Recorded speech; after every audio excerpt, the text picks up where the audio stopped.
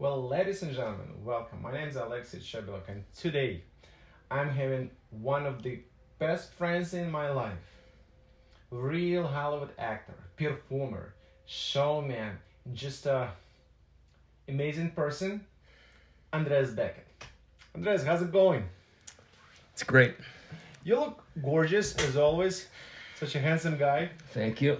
He's always handsome. So, Andreas, what brought me today, I wanted to talk to you about the accordion, because as you know that I play accordion. All right. Yes. So, Andreas, he was born and raised in Germany, in Munich, and it's a big deal, as I understand and as I know, it's a big deal to play accordion in Germany, because first of all, it was made in Germany, right? So, Andreas, tell me a little bit about your childhood and what do you feel about the accordion? How did you see the accordion in your life? Maybe you were like a little or anything like that. It takes me right back to my childhood. In my family, most guys played accordion. It was customary, especially in the south of Germany and Bavaria. And my mother's father, my grandfather, he had an accordion, and in the Second World War he lost his arm, so he couldn't play anymore. Oh wow. And so I got his accordion, and I was maybe 6-7 years old. Accordion was bigger than me. I can imagine. I remember. Back then they didn't have little ones. I had this little bike, with the small wheels. Uh-huh. And my parents got me accordion lessons with this guy, a village next to ours. I grew up in a neighborhood. There were two farms, or a house, and a church. What's the name of the village? It was Herbersdorf. Herbersdorf. It's even hard to. I know, it's even hard for me to say. so anyway, so I drove to the neighboring village to get accordion lessons, and I had the accordion on my back. On the little bike, and the accordion looked better than me and the bike. For those who don't know, me and the bike together. Accordion, they usually have it at front. So Andreas had that in his back, so I could travel. Okay. So on the way from the lesson home, either way. How far was that? It was maybe 4 or 5 miles, which for a little kid was a big distance. Even here in LA, it's a big distance. Yeah. So basically. People were looking at me driving by on my little bike with the huge accordion on my back. Mm-hmm. They pointed the finger at me and they were laughing. And I was so ashamed and embarrassed, and I was crying coming home. And after about maybe 3-4 months, I stopped playing. So you were about 6 or 7 years old. And even though that playing accordion itself as a culture was a big deal back then, but your friends and like people who saw you on the streets, probably like same age or like some teenagers, they were laughing. Why? Why do you think it was like that? I think it was the picture of the huge accordion. The little boy with a little bike, I think. I mean, if I would see it now, I would laugh. But, yeah. But I was devastated as a kid. It was really...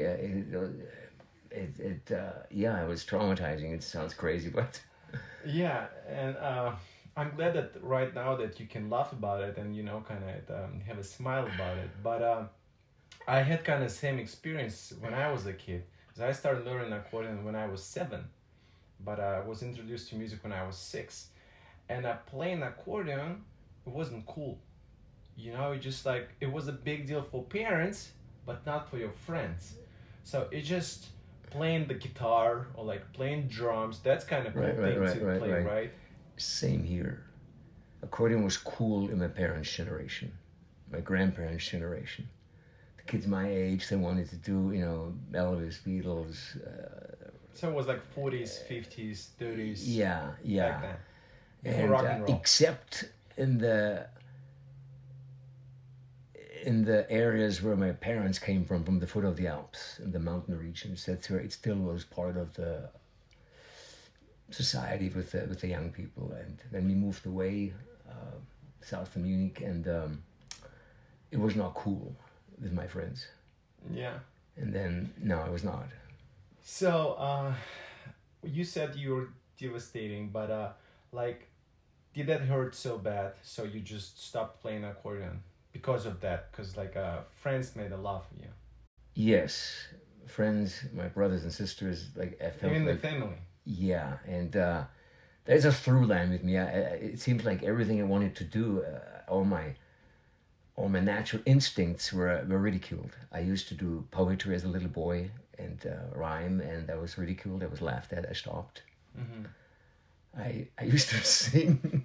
I used to sing to the cows in my grandparents' farm, and then once I was caught by my aunt, and it was I'm sorry about it that. was worse than being caught masturbating. I'm telling you, I was so ashamed. I stopped singing. Well, I can imagine it's just like you come outside as a parent and you see your little boy who's like, how old were you? Like 7, 8? I was with the Five? cows. It was like second grade or something like that. Like, Okay, so about 8 years old, and and there's your kid singing to the cows, and like probably like back then for sure, 100% back then, like the dad or mom would think like, what's wrong with you? Like, are you singing to the cows? Like, are you okay? So probably parents got worried about it, but they I don't even know my parents knew about it. Oh, you It didn't was even know. my aunt caught me, Okay, your aunt. and I would have never told my parents because I was ashamed. So anyway, I left all of my artistic talents behind and went into sport. Sport Okay. was cool, Yeah. and I wasn't ridiculed. So so I became a hockey player. um, so yeah, I understand that. Like literally, when somebody makes a lava at you, just like it kills. It kills the ideas, the goals. That it's just hard to continue doing this. And yeah, I think a lot of accordion players in general probably went through this. Like Mhm. me personally, when I've met my teacher at the music school, I was 7 literally, and he made me crying after like 1 hour just talking to me because he didn't want to take me as a student. He was saying like, why would you need to play accordion? You just like go play soccer, just go hang out with your friends, just just enjoy being as a kid. Why would you need to play accordion? I said like, I just want to play accordion. I came here to study. So he was just pushing me back, pushing me back. Then he started like, don't play accordion, play bayan. So bayan, it's like literally, it's like It's bayan. bayan, it's a button accordion. Because here in Oh yeah, the button one. yeah, with yeah, button right, ones. Because I play piano Right. accordion. I said like, no, no, no, I want to play piano accordion because he studied button accordion. So for him that would be simple and easier to teach me. He's like, no, no, just stop it, stop it. So after like about an hour, I just started crying, saying like, what is wrong with you? Come on, man. I just came here to study accordion and you just... And you knew that at that age. Yeah, I was like 100%, I want to play accordion. And there's like why? no way... Who played in your family that you had that desire? Our friend in our family used to play accordion. He taught the accordion by himself. So he was just like, he was a surgeon, doctor. He was a doctor. So with his hands, he could fix the heart and everything, and like in the evenings, he was playing accordion at the family parties, and he could play just like not more than 10 songs, but he was so happy playing accordion, and I saw him, and I also wanted to be a doctor, but once I saw the blood, I said like, okay, not a problem, I'm gonna play accordion. So I guess what stopped you playing accordion, like your friends laugh at you, but in my case I just no, I'm not gonna be a doctor. So that's what happened. So he was kind of an example of like being happy, and every time I play accordion, it's like you sing. Andres, he's a great singer, and by the way, he is great singer, great opera singer, not a but he can also do pop music probably, right? Do you do pop a little? When Alex asks me to do pop. So yeah, so talking about you changing the music career to sport, what you said, hockey, right? Ice hockey. Yeah, I played ice hockey. It was the number one sport in my hometown, and played. My dad wanted me to play hockey. It was like his thing, and played 10 years. I think it was 6 times national champion, 4 times second. How old were you when you got your first award, or like when you became a national champion? How old were you? I was already young. I mean, I started playing at 8, around 8, and I stopped at 18. So it was 10 solid years, and for the most part, we spent 5-6 days a week on ice. It was so serious. And my trainers were all former Soviet Union. We were trained by Czechs. Okay. All my coaches were Czech people. They were amazing. Yeah. That's why we were better than the rest of Germany, because we played Soviet hockey and not German hockey. So. Well, listen, it might sound different. We'll learn from the best ones, but not back then. Yeah. Yeah, but like if Definitely. you wanna fight somebody, you gotta learn what they learn, right, probably, and just make it better. I feel you. So Andreas, talking about accordion and music. So I got it that you've been in sport for 10 years, 6 times national champion, the best ice hockey at your age and generation. So another question: when did you start singing? Okay. Like if we forget about that cow story. A cow story. So in school in Germany, we have music classes, and I still refused from entire school term to sing. I didn't sing in school. So and then fast forward,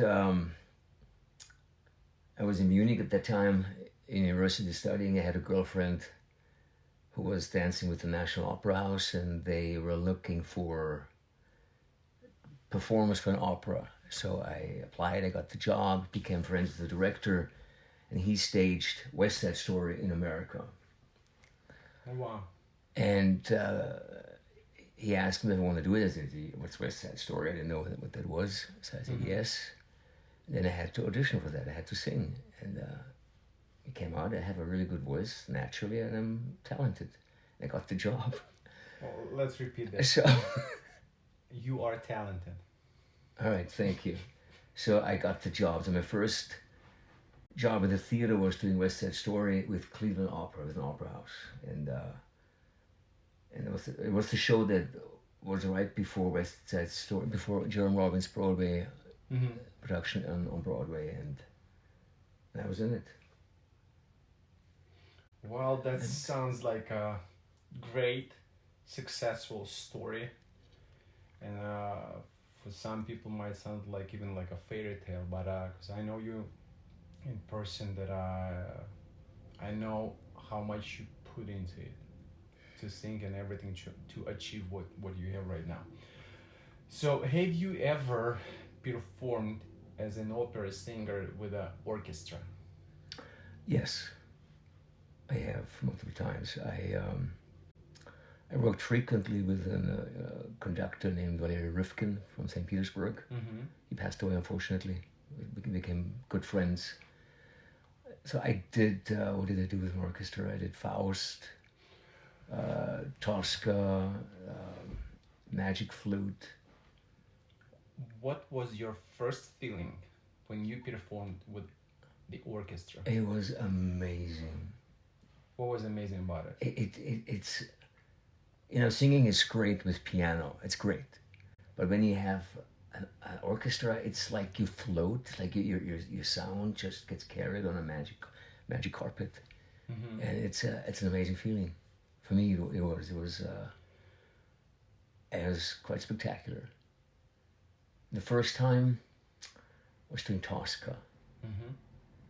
I sang with orchestra, and I was really nervous. And were you afraid about I was worried about, because you don't have the beats and all is clear with the piano, and you listen differently, and it's just new, and everything new is scary at the beginning. Yeah. So would you say that No, that's not true. It's the first thing I sang opera with an orchestra. I have sang musicals before with an opera, with an orchestra, like West Side Story. Andreas, we're not gonna blame you that you kind of forget something. Okay, all right. So We're not gonna Google and check the facts you're saying right now. yes, yes. So the first time I sang opera with an orchestra was Tosca. So would you say that when you sing, it's just kind of like a meditation or just like totally different feelings that there is nothing to compare with? You mentioned the magic carpet, and Yeah, I mean meditation. I mean specifically opera. That's why I loved it, because the requirements are so high.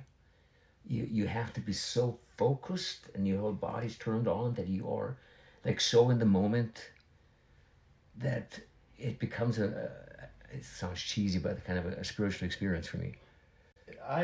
I feel you. I feel you. I You guess, know? yeah. We can say that spiritually experience. Yeah, You get spiritual experience in music, through music. absolutely.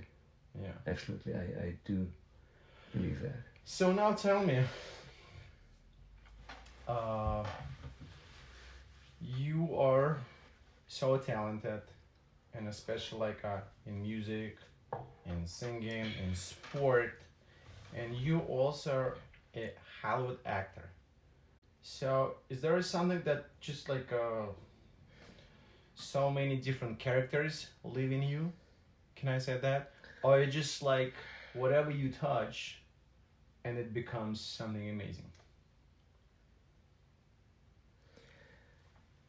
It's not an easy answer. I mean, it sounds great. Yes, everything I do, I tend to be good at, but it's also a curse Okay.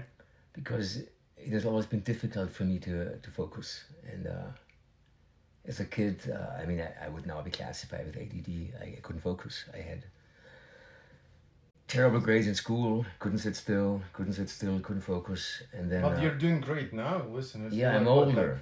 it's been about 10 minutes and you're just sitting, So just basically, listening and talking. what I learned as I grew up, when things were difficult Mm-hmm. or dangerous, I could focus. Okay. When the anxiety level was high, suddenly my mind worked better than other people's. So I like things that are difficult, that are new. Mm-hmm. New things tend to be difficult. And I like danger. You like danger? I love danger. You want me to warm up your no, coffee? I have like a little adrenaline junkie thing in me. And yeah.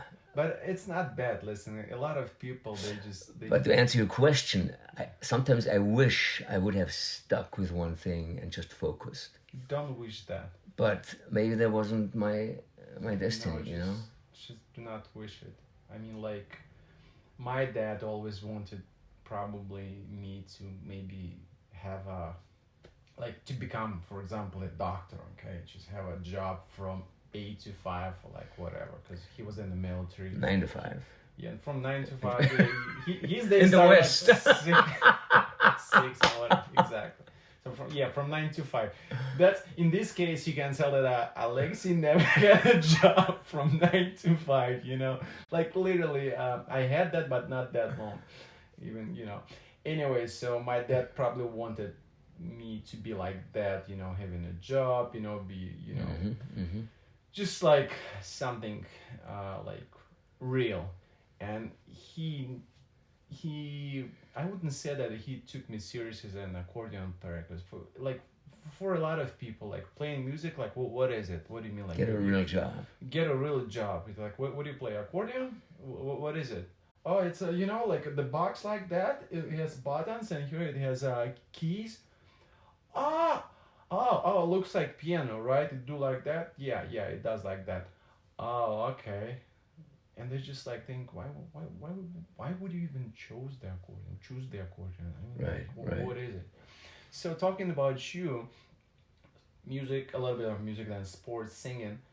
When did you decide to become an actor? You're like, because look, at 6, 7, you're like, hey, here comes the accordion. 8, here comes the sport. 18, listen, I moved to like what age Did you move to New York like 20? Early 20s, yeah, 20. Early 20s. Okay, I'm gonna sing opera. And then also I have to, in between also I was world champion in swing dancing. I have a I don't even know master's, how to react. I have a master's degree in mechanical engineering, and I was swing dancer. Don't tell anyone. It's a long time ago. Well, listen, it's been recorded, you know. For quality insurance, it's been recorded. Yeah. So basically, the moment I got introduced to acting, I got hooked. You got hooked. I got hooked. Okay. And it started out when I did West Side Story. It was a musical, but I got a taste of that. And then I moved to New York City. I got a scholarship for opera with a singing teacher, and I took an acting class, and that was it, with Elaine Stritch. She passed away at that point. She was like an icon in the Broadway community. Okay. And she took me on, and it was kind of an instant. And that's the only thing I ever stuck with. It kind of combines all my other talents I have and I do. Yeah, you made it like you got a real job. I got a real job. How many movies or like actions, what do you call it, like have you done? Like have you ever counted? Like let's say can be an average like from over hundreds, over five, over thousands, 10,000. Okay, I mean I did probably, pretty sure over 100 stage productions. Stage productions. Yeah. What was your favorite one? It's hard to. I think Modigliani. I loved that. Mm-hmm. With Elaine Stritch directing, and Macbeth. It was a great Macbeth. Yeah, played the title role. If you back in New York would have a chance just to pick any role, any maybe character, any movie or like anything like that, you just like somebody comes to you and say, "Hey Andreas, just pick whatever you want." What would that be? Like a production role in movie, opera in a movie? Just imagine. What would that be? My favorite role I would like to do. It's usually first comes the story. First comes the story, what the story is about, mm-hmm. what the journey of the role is, of the characters, and if I relate to that. I love drama, and I have two things I would love to do. I would like to do one film where I play an opera singer. Okay. It has to be a great story. I have this one story I would like to do. There is this, they called him the favorite opera singer of Adolf Hitler. It's not really a positive thing, but he was an amazing Wagnerian tenor and has an amazing life story. Mm-hmm. That's a story I would love to tell. I would love to do a tango movie. Okay. And we both know a great tango dancer. Yes. Right. Okay, after you, Andres. After, right. There are more people who do that, like sing and dance in ice hockey. Yeah, I know. And for hockey, it's too late. Okay, so opera movie, then movie about tango. Like as a dance or just like with the elements of like. With the elements of tango, it has to be a good story. Just good story about a person who's been dancing tango, for example. Yes. We're just selling the script right now. He used to dance tango, and then he has a redemption story. He messed up in life, and he went to jail or something. He came back, and then had a second chance. Okay. That's the kind of story I like to tell. There's also another story. I'm getting very personal now. Is about a Bavarian priest called Pater Rupert Meyer. Rupert Meyer. He died in a concentration camp because he stood up against the Nazis. Mm-hmm. and it's a phenomenal story. He fought in the First World War, lost a leg, became a priest, and fought his entire life after he came back from the war against the Nazi parties, and I think it would be a great story to tell.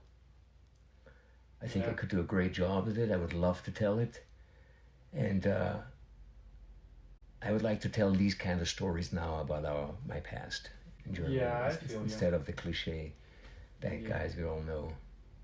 I feel They were good people too. So, you mentioned Germany again. So, we've met 2017, almost 6 years ago. And I found your ad on Craigslist that you were looking for an accordion player. Mm-hmm. And just imagine, like, I moved from Russia to the United States in 2015, okay? And I was like, how many accordions over here? And first I was asking people, like, where can I look for like a gigs or anything like that? And back then they said, like, oh, go to Craigslist. And I was okay.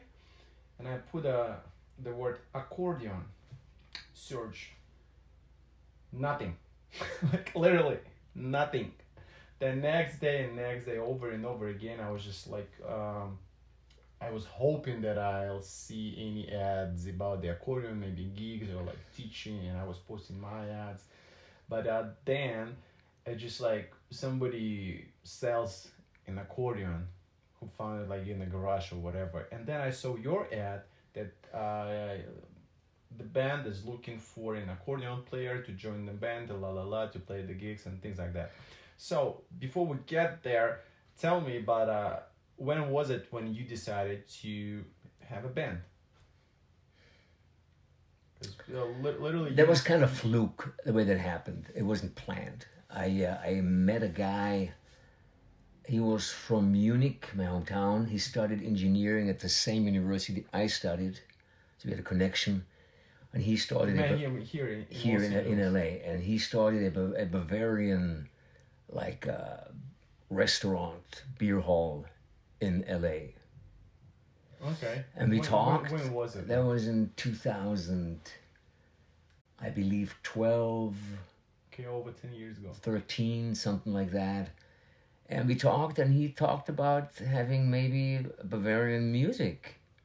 Okay. So we just shoot the shit, and then he asked me if I would want to put a band together.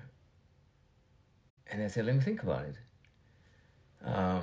I just decided to stop singing opera because I couldn't bridge doing opera and acting. It was the requirements were I couldn't do it. Yeah. So, and I missed singing, so I thought I could do this, that doesn't vocally really cost me much, and it would be fun. And I said yes.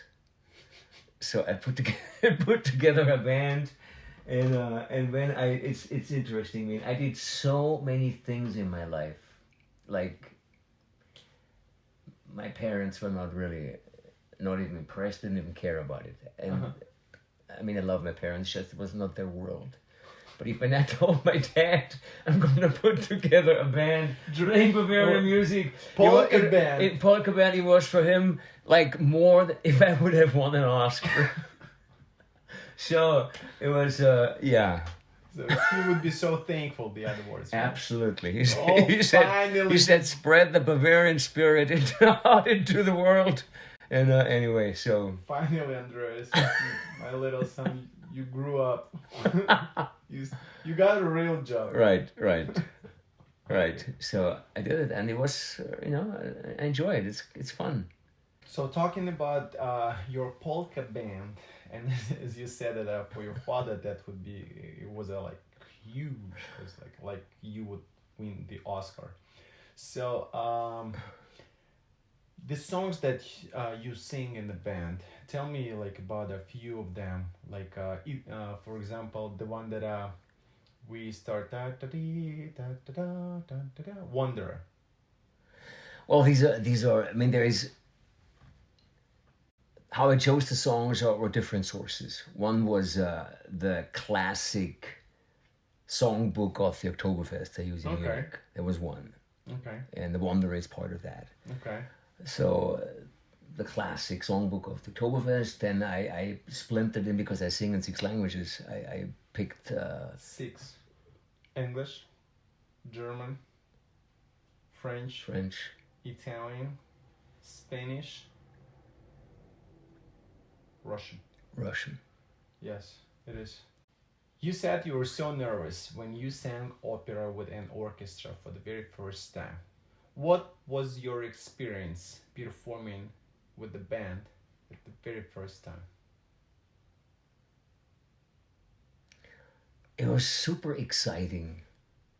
Just like no stress? I was stressed, and then one of my sisters was here. Okay, which one? Lisa, and Lisa, she came to one of our first rehearsals. Okay. And she was like really impressed. She was like, oh, "This is amazing." Let me call the dad. Yeah. Anyway, Dad. so that was fun, and we had another German guy in there, and then also wearing the outfit, the lederhosen. Oh yeah. I mean, you cannot half-ass that shit. Excuse my language, but either you fully invest yourself and do it, or you have egg on your face. You can't. I get it. You get it, the right? The one that you buy online, it just like it doesn't like feel good. It's the everything, the material and everything. Right. But we got the real stuff. And the Did Lisa bring you the real stuff? I bought some of that stuff from a store close. She lives in Bavaria. Okay. Close to her, and I mean these clothes originally they bought to last for a life. And I still have the lederhosen from my uncle and from my grandfather. Oh my God. I have the hat I'm using is from my uncle that's like 70 years old. The vest I wear, the green one, is from my dad when he was in his 20s. So it's about like over 6 years. Yes, so it was a different era, different time. Yeah. And wearing that does something to me. It means, it does. Yeah. Do they still make the lederhosen like in your home city? They still do. What changed? Most people now buy them in China because they cost a fifth of what they cost made in Germany. Yeah, just less expensive. Yes, way less expensive, and only they have Trachtenverein. How do you call it? Like these clubs. Trachtenverein. Okay. Means a heritage club who is dedicated to the music and the culture, and they still buy the original clothes, and they. Because it doesn't seem like you can do like manufacturing, It just seems like it's all about like a handmade. A lot of it is handmade. They use real expensive leather, and like these shoes. Okay. My shoes. Can you see them? Yeah, I can see. Yeah. Yeah, I still see people like them, and when they ask me where they're from, I tell them they're Armani shoes. Armani. but they are really Bavarian. Like, shoes that go with the lederhosen. I love them. Okay. Okay. Talking about the band, you've done I believe over like 500-700 gigs with the band for the last 10 years approximately. At least, yeah. And every time I see you, like even 10 years later, because we started playing, and we've been playing for 5 years together, and you still enjoy singing. I see like some songs you really enjoy them singing. You entertain, you interact, you just like, I can tell. It's like, to be honest, when the audience see the performer, when not just performing or entertaining or just singing, playing, whatever, when it just coming all these feelings from the heart, from the bottom of the heart, it's a different thing. So you are that kind of person when you perform, whatever you do. I am, unless you cook. So, Hey, be nice. You cook steak, for example. So when you perform like a dance and singing, anything, acting, so it's just like it's a different, it's just different you, and it's so amazing to see you doing that. So at this moment, what are you feeling when you are performing, like doing actions? Because like literally, when you said it's a spiritual experience for you, right? So I can say that when I see you doing this, you are so different. So what are you thinking of? What are you feeling? Just like Specifically performing that yeah, Bavarian material. yeah. I mean, it's what I'm thinking. It's not a. It connects me to my childhood. It sounds really, I know, it sounds banal and cheesy, but it connects me to where I come from. Connects me to my parents, to my dad, my uncle. I come from an area, I spent my childhood at my uncle's farm. Mm-hmm. Addis was Mountain One. There was one farm on top of the mountain. In the 90s, they had no TV, no phone, no washing machine. There was an hour away from Munich. And that's an experience I never forget. It's there was a purity and a kind of a freedom and joy and the music was part of that. That culture was for me part of that time as a kid. So now performing that is for me kind of paying homage to my growing up.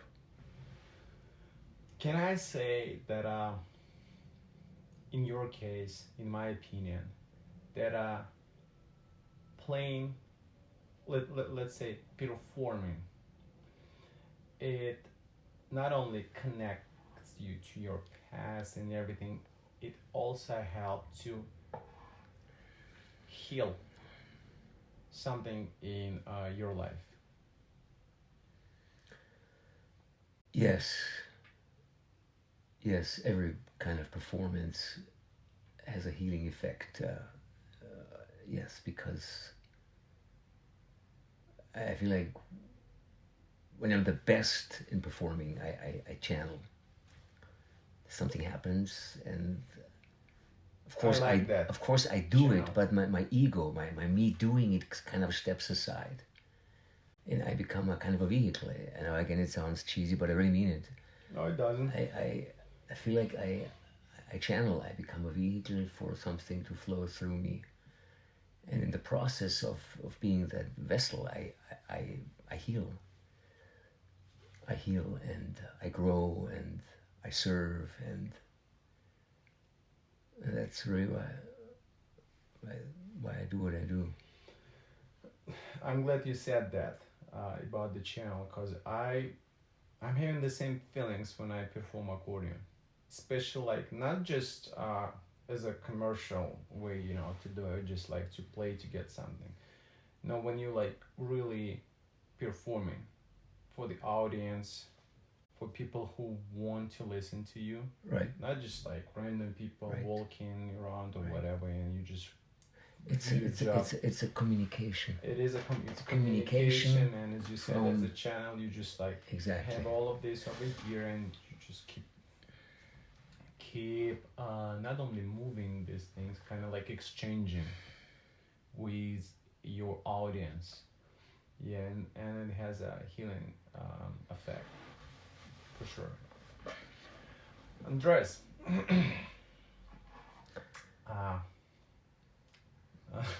Alex. Prost. Prost. Andres has a coffee. I have water. So I drank my coffee already, so I'll drink more coffee after the interview. There's another thing. So about 4 or 5 years ago, I've decided, no, I haven't decided. It just,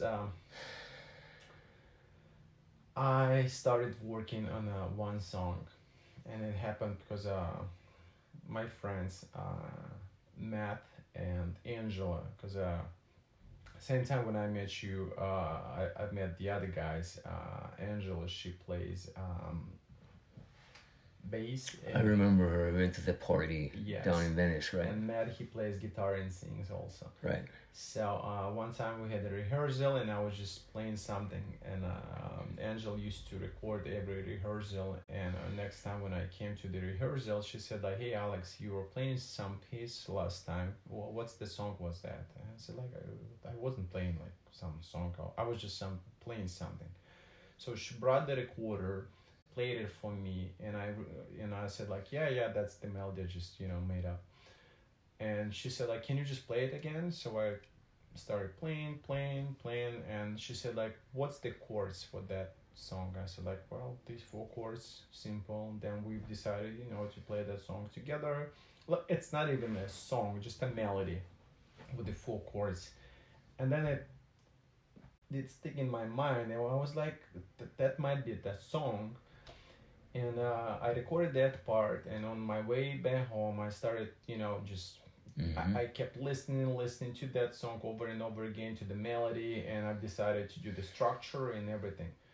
And I've recorded my vocal over this song, like it was like maybe 4 years ago, and I just left this song for the better times, okay. And every time when I was thinking, who's gonna record the vocal for this song, I wasn't like 100% sure, because like every time I was listening to it I was like, I don't want to hear him sing this song. I don't want to hear him, that's too cheesy, that's too much pop music, whatever.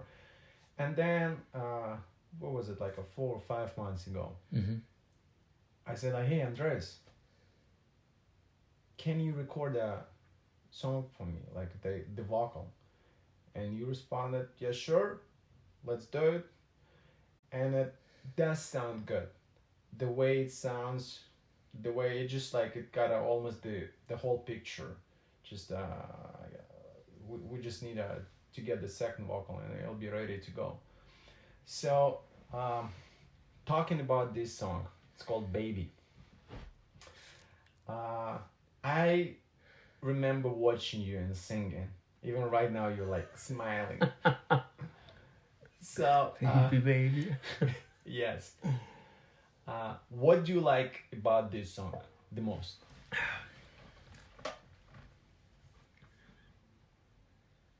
I mean, I remember when you wrote it. Uh-huh. I remember the first time you talked about it and why you wrote it, and so I feel like I have a personal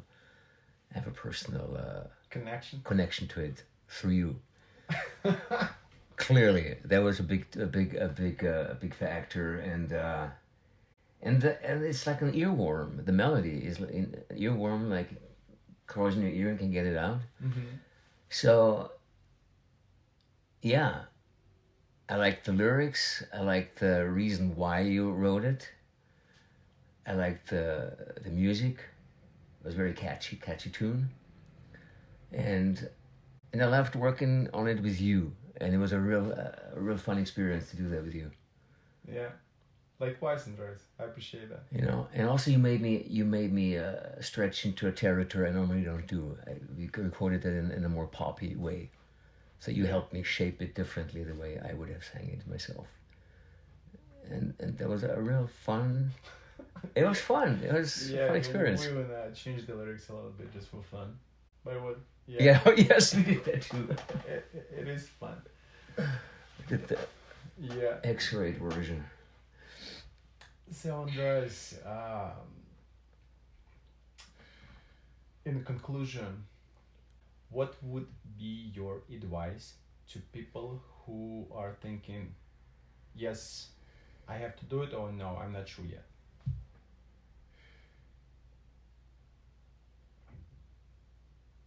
I mean, from a personal experience, my advice is, if you have and we know we all have hunches, we like something, especially when we're young as kids.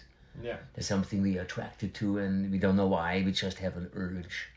And if you have that, like I had, run with it. Do it. And that's one of the regrets I have. I didn't stick with it because I got basically shut down, or allowed myself to shut down. I was a kid. For some reason, but I wish I would have kept going with music as a kid. Would have been helpful for me. Good for me in many ways. And so my advice is, if you have that urge, run with it. Remember Run that. with it. Run with it and stick to it. And because you mentioned your childhood, probably you need friends or family who will support you with that. Otherwise, it'll be just so difficult. If you do anything that's not mainstream popular as a kid, you need somebody to support you. Yeah. 100%. Otherwise, you won't stick with it. 100%. Well, ladies and gentlemen, this is Andreas Beckett. Please go on our plus and follow him on Instagram. And he's one of the best friends of mine. And it is always a pleasure, Andreas. And he is one of my best friends as well. Aleksei Chebeliuk, follow him on Instagram. Follow him everywhere he goes.